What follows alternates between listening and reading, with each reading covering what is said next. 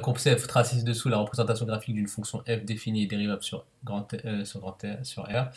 Donc la tangente T à la courbe CF au point A passe par le point de coordonnées 4, 3. 4, 3. Donc elle passe par le point 4, 3. On note f' la dérivée de la fonction f et grand F une primitive de la fonction petit f. Donc déterminer f' de 3 et f' de 5. Donc pour f' de 3, donc c'est le coefficient directeur de la tangente à la courbe au point d'abscisse 3, et f' de 5, c'est le coefficient directeur de la tangente à la courbe au point d'abscisse 5. Donc pour f' de 3, on voit bien que la tangente ici elle est horizontale, donc c'est 0. Et f' de 5, ici, il faudra écrire un calcul, donc vous pouvez nommer le point là, 4, 3, on peut nommer le point B ici. Et après on peut écrire YB moins YA sur XB moins XA. Je vais faire plus simplement, mais c'est mieux d'écrire ce que je viens de dire là. Alors, donc f' de 3 égale à 0, car la tangente au point d'abscisse 3 est horizontale. Et f' de 5, donc vous faites le calcul là, YB moins YA sur XB moins XA. Moi, tout simplement, j'ai choisi deux points graphiquement, donc un point là et le point là, donc les points qu'ils ont donné là, ce point là et ce point là. Quand on se déplace de 1 à droite, on décale de combien vers le bas? De 3. Donc c'est bien moins 3 divisé par 1, et moins 3 divisé par 1, ça fait moins 3. Ensuite, question suivante, donner le tableau de variation de la fonction grand f. Pour avoir le tableau de variation d'une fonction, il faut le signe de sa dérivée. Or, grand f, sa dérivée, la dérivée de grand f, c'est petit f. Donc il faut le signe de petit f. Ici, on a la courbe représentative de la fonction petit f, donc on peut en déduire son signe. Donc rappel, grand f' de x, c'est petit f de x. Donc nous, il nous faut les signes de grand f', donc il nous faut les signes de petit f. Donc quand on regarde la courbe, entre moins l'infini plus l'infini, elle coupe là des abscisses en moins 1 et en 5. Donc là, on marque 0, 0, 0, 0. Et regardez, les images, elles sont positives, égale 0, positive, jusqu'à 5, et après, elle passe négative. D'accord? Donc ça fait plus, plus, moins. Donc les variations de f, ça c'est la dérivée de grand f. C'est f, grand f' de x. Donc tout simplement, croissante, strictement décroissante. D'accord? Ici, on ne peut pas calculer l'image grand f de 5 pour l'instant. Voilà. Ensuite, question 3. Donner un encadrement de l'intégrale f dx dx entre les bornes moins 1 et 5. L'intégrale de moins 1 à 5 de f dx dx. Donc l'intégrale, en fait ici, sur moins 1, 5, sur l'intervalle moins 1, 5, on voit que la fonction elle est continue et positive. Donc en gros, ça correspond à l'aire qui est sous la courbe de la fonction f, donc sous cette courbe-là. L'axe des abscisses, la droite d'équation x égale moins 1, la droite d'équation x égale 5. D'accord? En gros, c'est la partie assurée là. D'accord? C'est la partie assurée. Donc il faut calculer les unités d'air. Une unité d'air, c'est de 1 à 1. D'accord? Donc en gros, c'est 4 petits carreaux. Une unité d'air, c'est 4 petits carreaux. Donc on les compte. Il suffit de donner un encadrement. Donc en gros, c'est compris entre quelle valeur et quelle valeur. Donc là, il faut compter. C'est un peu laborieux, des fois c'est un peu embêtant. Donc regardez, je vais essayer de le faire au mieux. Donc en comptant, donc déjà une unité d'air, 2 unités d'air, 3 unités d'air, 4 unités d'air, 5 unités d'air, 6, 7, à peu près 7, hein, ça dépasse un peu.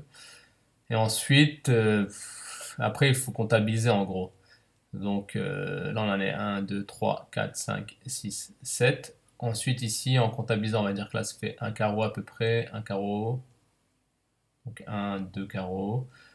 Ensuite on va dire ici 3 carreaux à peu près. À peu près, hein. 3 carreaux, 4 carreaux.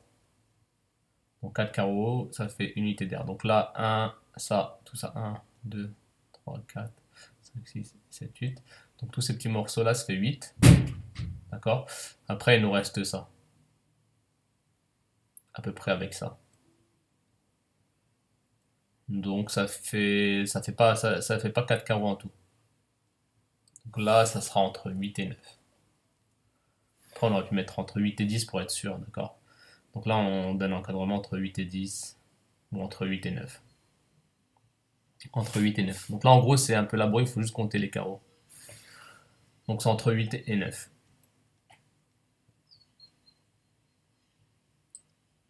Ensuite, question suivante, grand 4.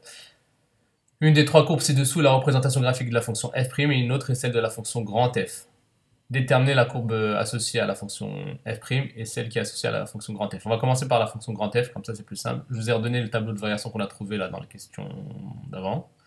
Donc grand F, ces variations, c'est croissante, décroissante, sur l'intervalle moins l'infini 5 et 5 plus l'infini. Et quand on regarde, il n'y en a qu'une seule qui est croissante sur l'intervalle moins l'infini 5,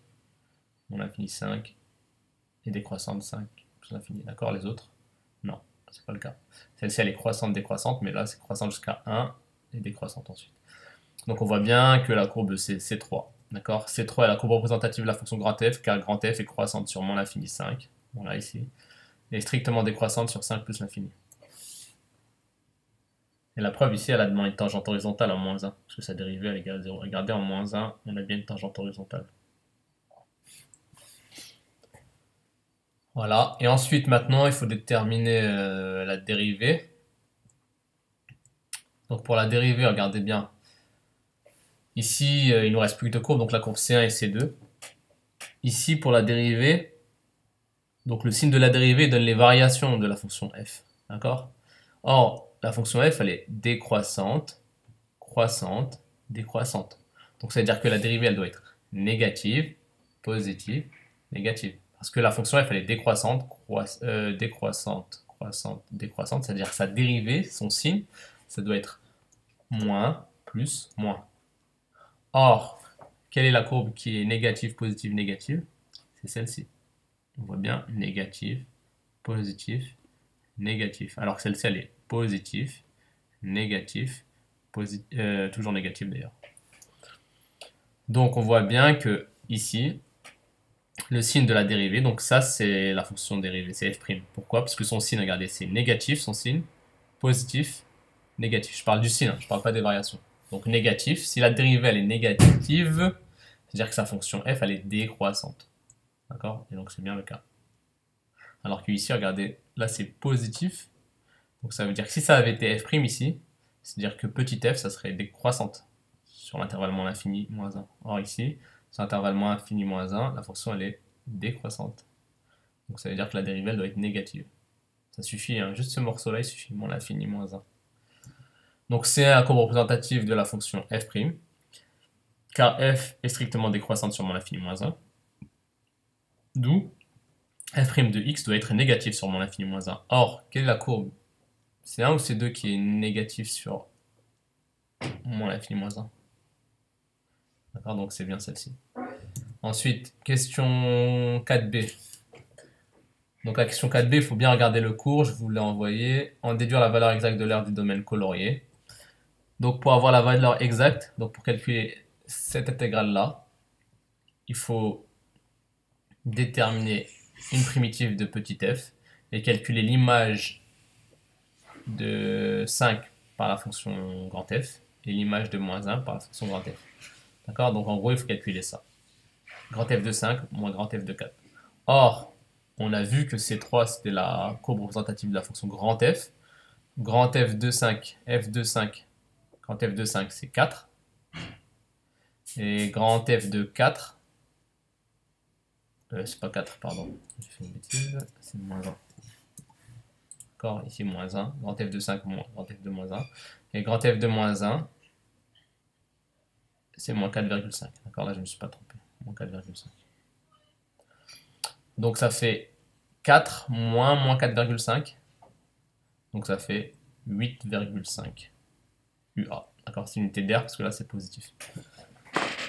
Voilà, et vous avez vu tout à l'heure, on avait mis entre 8 et 9, donc c'est bon. Ensuite, l'exercice suivant. Ou non, la dernière question. La courbe représentative de la fonction grand F admet-elle des points d'inflexion?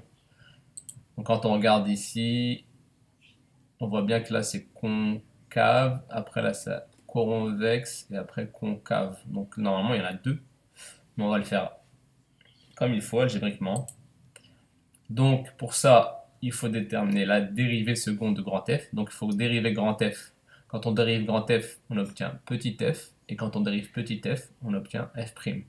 Ça veut dire que on a grand f' de x, c'est égal à petit f' de x. Parce que quand on dérive une fois grand f, ça donne petit f, et ensuite on dérive encore petit f, ça donne f'.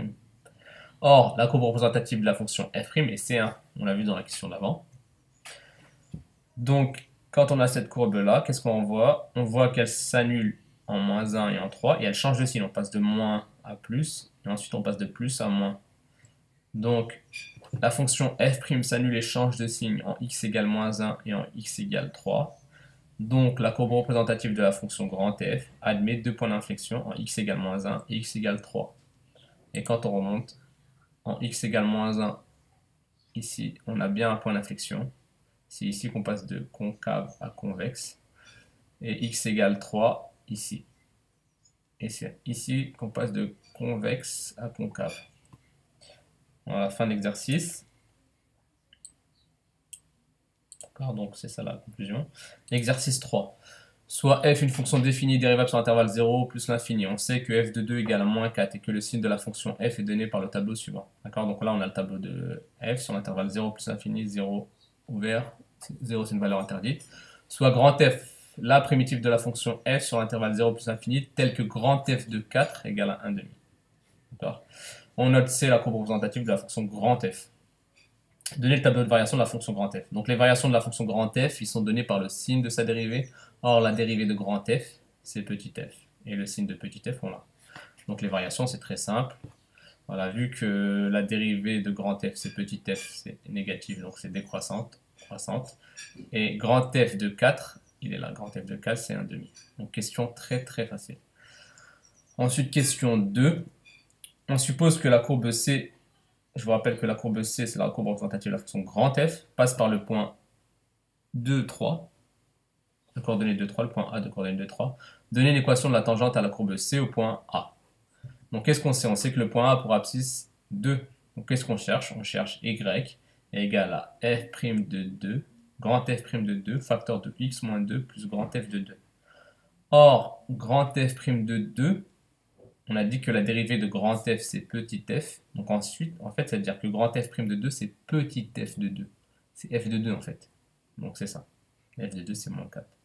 Et grand f de 2, c'est l'image de 2. Et l'image de 2, c'est 3. Parce que le point A, il appartient à la courbe. Et la courbe, c'est la courbe représentative de la fonction grand f. Donc grand f de 2, c'est 3. Donc tout simplement, grand f' de 2, c'est f de 2, c'est moins 4. Et grand f de 2, c'est 3. Parce que l'image de 2, c'est 3 là.